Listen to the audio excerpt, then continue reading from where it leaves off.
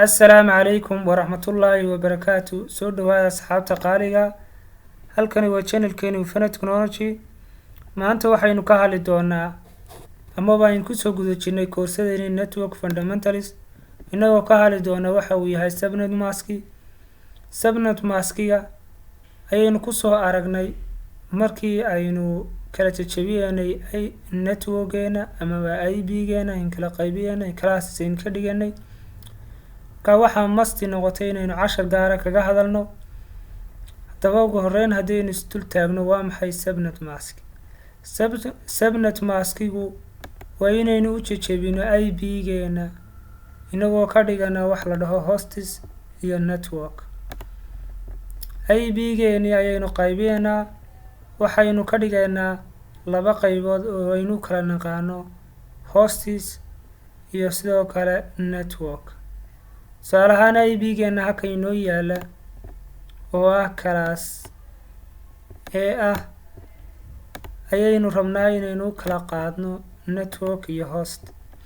network waxaa noqonaya godkaas koobaad ayaa noqonaya waxa weeyaan waa godka aan isbedelayn ay dhamaantood ay ka simnaan doonaan ilaa laga gudbi doono IP-ga ahwaanka. marka network way ka simeeyeen. sidoo kale hostiguna waxa weeyaan waa saddexdan qaybood ee kale ayaynu dhihi doonaa host oo waxa ka dhigan tahay waa inta computer ee ku soo xidhmi doonta ama waa inta device ee uu adeegsan doono network-gaas ayay ka dhiganta. waxa ku xisaabtami doonaa saddexdaas god ayuu ku xisaabtami doonaa. saddexdaas godna mid kasta waxa uu dhigmaa 8 bits ayuu dhigmaa. marka suugeyntu waa 24 bit ayuu adeegsanaya. marka subnet mask waxa uu inoo qabanayaa inuu inoo tilmaamo ama inoo kala jajabiyo networkeena ama IP address-keena ayuu inoo kala jajabinaya isagoo labadan qaybood inooga dhigaya. marka haddii aynu class A nahay waxaynu ku xisaabtami doonaa computerska ugu badan ama deviceska ugu badan inuu noo qaadi doono class A. tusaale ahaan haddaynu xisaabino waa kan waa 2 ayaynu ku jibaari doonaa 24 oo ah qayb kasta iyadoo ah 8. marka intaasoo la isku geeyayaa 24 ah. sidaa daraadeed markaynu ku jibaarno waxay noo soo bixi doonaa 6,777,770 ama 777,216 device ayuu noo qaadi doonaa. marka waa IP-ga ugu range-ga badan ama ugu badan weeyaan class A. sidoo kale waxa uu ku yiri 255 waxay ku assign garaynaysaa broadcast address. tusaale ahaan si kalena waa loo adeegsadaa oo IP-gaagu haddii uu yahay broadcast ama uu yahay godka ugu dambeeya waxaad ku soo buuxin doontaa. tusaale ahaan kani waa godka ugu horeeya maaha ee IP-ga laakiin haddaynu isniraahno IP-ga godka ugu dambeeya qor waxaynu ku soo gabagabeyn doonaa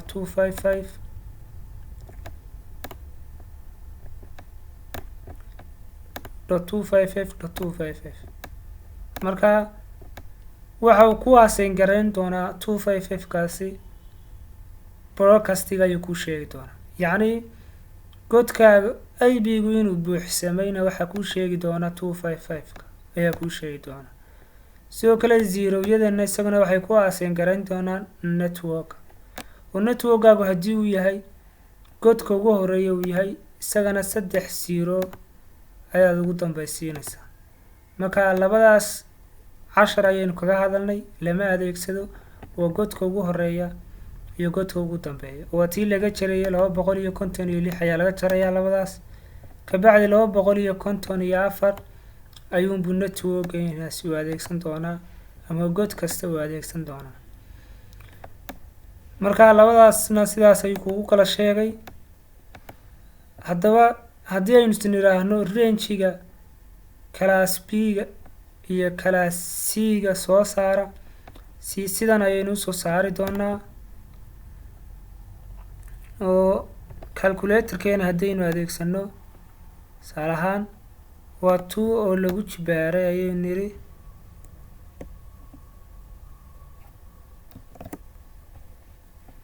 halkan ayaynu eegi doonaa imise god ayaynu haysanaa waxaynu haysanaa 8 iyo 8 waa 16 bit ayaynu haysanaa marka 16 ayaynu ku jibaari doonaa 16 ayaynu ku jibaarayna kabacdi class B ga waxa uu inoo qaadi doonaa ama deviceska inoo qaadi doono class B gu waa intan oo device waa 56536 device ayuu inoo qaadi doonaa oo aynu ku xisaabtami doonaa sidoo kale haddii aynu isniraahno class C ga xisaabiya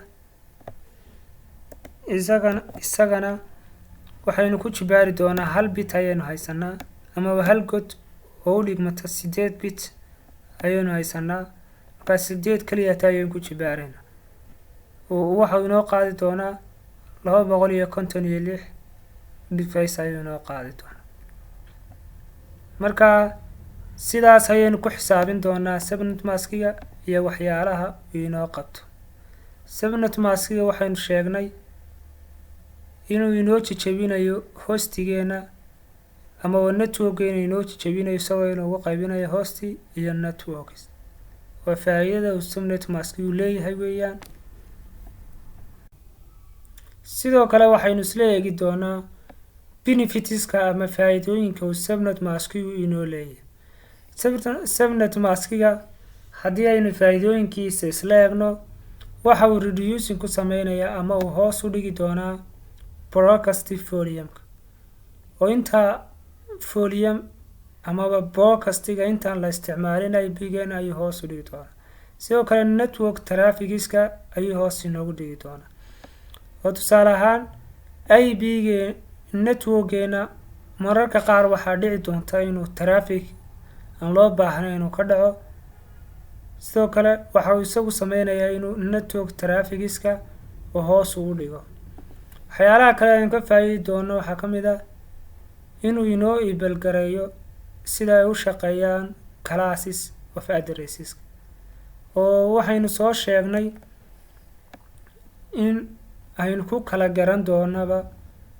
class A subnet maskigiisa class B class C siyaabahaas oo kale ayuu inoo enable gareyn doonaa amaba uu ina tusin doonaa inuu waxaan uu yahay class A inuu yahay class B iyo inuu yahay class C marka faa'iidooyinkaas oo dhan ayaa subnet maskiga laga helaa waxaan filayaa inaad wax badan aad ka faa'iideen casharkan assalaamu calaykum ورحمة الله وبركاته.